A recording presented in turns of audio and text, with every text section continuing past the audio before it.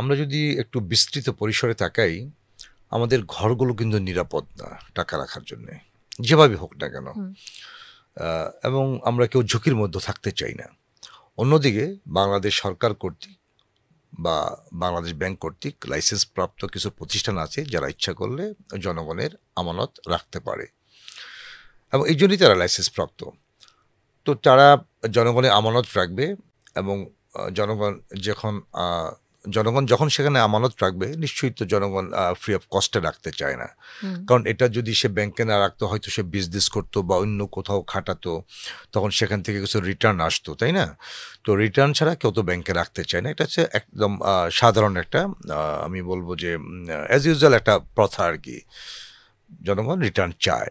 তো ব্যাংকগুলো কি করে? ব্যাংকগুলো জনগণ থেকে এই টাকাটা কালেক্ট করে বা ডিপোজিটটা নিয়ে তারা আরেকটি দলকে এটা দেয়, এবং ওখান থেকে তারা আবার কিছু ইনকাম করে ব্যাংকগুলো, বা রিটার্ন অন ইনভেস্টমেন্ট যেটা আমরা বলি।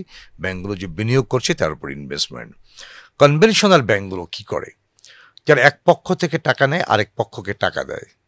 যে পক্ষ থেকে টাকা নেয় সেটা আছে লেস রেট, ধরে নিলাম 9%। হুম।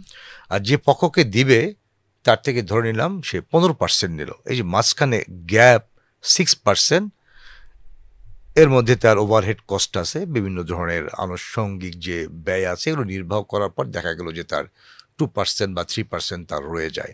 এটা হচ্ছে তার net income, right, hmm. After expenditure. ইসলামী ব্যাংকগুলো কি করে? ইসলামী ব্যাংকগুলো কিন্তু একদল থেকে টাকা নেয়, বাট সেখানে তারা কোনো ফিক্সড প্রফিটের কথা বলে না। একটা কথা বলে প্রভিশনাল রেট দেয়। কনভেনশনাল ব্যাংকগুলো ফাইনাল রেট প্রথমেই দিয়ে দেয়, 10%, this is final, hmm. No more no less. ইসলামী ব্যাংকগুলো বলে যে ভাই, আপনি আমার কাছে রেখে যান আপনার এই ডিপোজিটটা, এটা দিয়ে আমরা ব্যবসা করব, করার পর যে লাভ হবে সেটা আপনার সাথে যে আমাদের চুক্তি হবে সেই চুক্তি মোতাবেক বন্টিত হবে, রাইট? এখন ক্লায়েন্ট তো জানতে চায়, ঠিক আছে চুক্তি আমি করলাম, আপনারা বছর শেষে লাভ ঘোষণা করবেন, কিন্তু আমি এখন কি দিয়ে চলবো? বা আমার এখন তো টাকার দরকার আছে, আমাকে কি লাভ দিতে থাকেন। এই যে লাভ দিতে থাকেন এই কথা একটা বিষয়।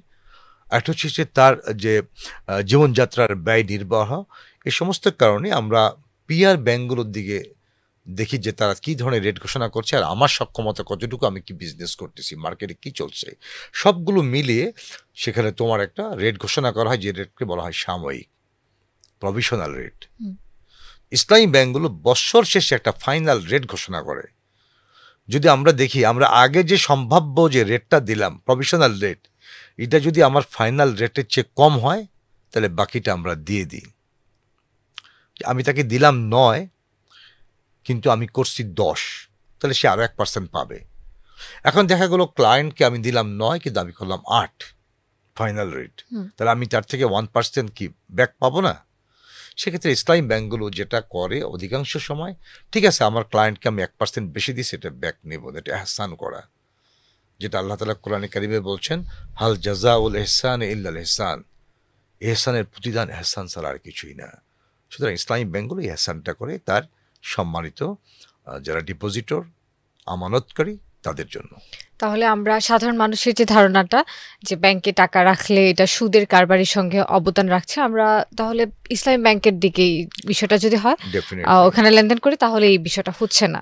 ডেফিনেটলি ইসলামী ব্যাংকগুলো, বা তুমি নিশ্চয়ই জানো যে ইসলামী ব্যাংকগুলো দেয়ার ইজ এ প্রুডেন্ট শরিয়া বোর্ড, সেটা একটা শরিয়া বোর্ড আছে। হুম। সেখানে একটা এক্সপার্ট টিম কাজ করে শরিয়া কমপ্লায়েন্সের জন্য, যাতে কোনোভাবে শরিয়া নন কমপ্লায়েন্সটা না হয়।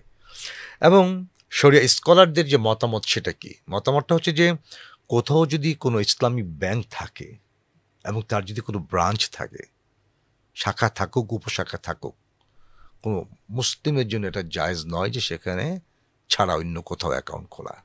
ইসলামী ব্যাংকিংয়ে তার অ্যাকাউন্ট করতে হবে। কনভেনশনাল বা প্রচলিত ব্যাংকে অ্যাকাউন্ট খোলাটা ইসলাম অনুমোদন করে না।